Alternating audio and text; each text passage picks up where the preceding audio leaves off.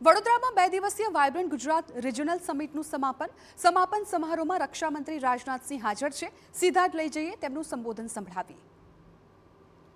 हमारे मित्र और बहुत ही वरिष्ठ नेता श्री राजीव रंजन सिंह जी,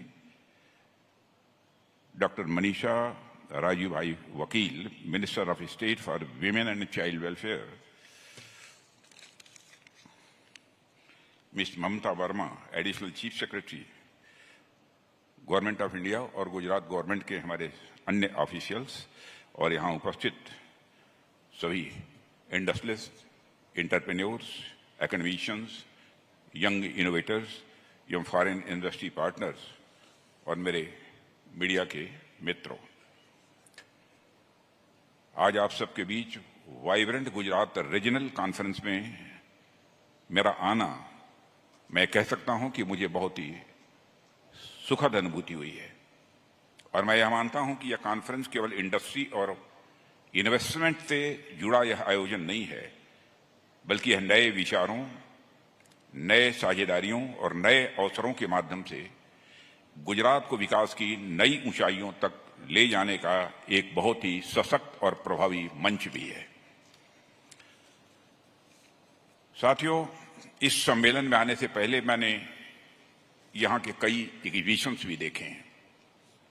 यहाँ industry, MSME units, startups, automobiles, international business, handicrafts, women artisans, tribal products, heavy industries, mobility innovations, exports और इंटरप्रेन्योरशिप जैसे अनेक क्षेत्रों में यहाँ मुझे रिप्रेजेंटेशन देखने को मिलता है।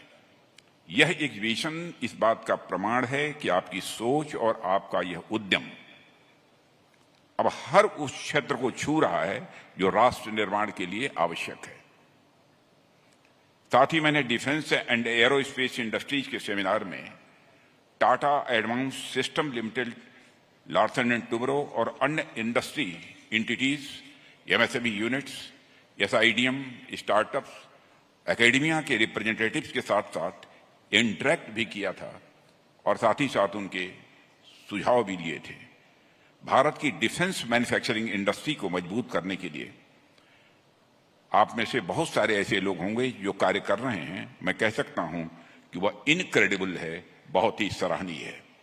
और यह सब देखकर अच्छा तो लगता ही है, और साथ ही साथ यह इंस्पिरेशन भी हमें मिलती है कि हम अपने प्राइवेट इंडस्ट्रीज के लिए और भी अनुकूल इन्वायरमेंट बनाएं ताकि वह और थ्राइव हो सके और भारत की विकास यात्रा में और भी ज्यादा सहयोग दे सके। साथियों, इस कॉन्फ्रेंस में मुझे गुजरात की वाइब्रेंट स्पिरिट भी दिखाई दे रही है। गुजरात एक तरफ तो अपने इनोवेशन, अपने रेजिलियंस और इकोनॉमिक डायनेमिज्म का प्रतीक रहा है, तो वहीं दूसरी तरफ गुजरात की पहचान उसकी वाइब्रेंट कल्चर भी रही है। इसी धरती ने राष्ट्रपति महात्मा गांधी को जन्म दिया, जिन्होंने पूरी दुनिया को सत्य और अहिंसा का मार्ग दिखाया। इस धरती ने ही भारत को सरदार वल्लभ भाई पटेल जैसा लौह पुरुष दिया, जिन्होंने बिखरे हुए भारत को एक सूत्र में पिरोकर एक मजबूत राष्ट्र की नींव भी रखी थी।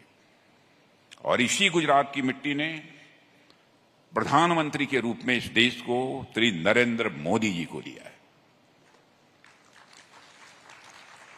और ऐसे प्रधानमंत्री को दिया है कि मैं कह सकता हूं कि उनके प्रधानमंत्री बनने के बाद अंतर्राष्ट्रीय जगत में भारत की प्रतिष्ठा बढ़ी है, भारत का कद बढ़ा है।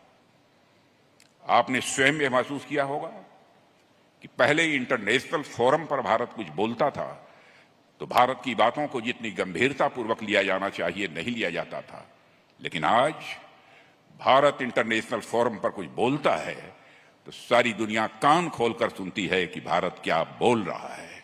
यह है आज का हमारा भारत।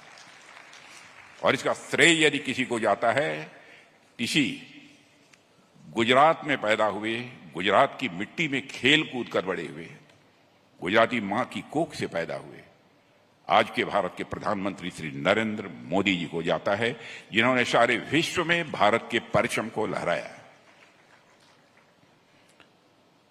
साथियों, मैं मानता हूं कि गुजरात सिर्फ एक स्टेट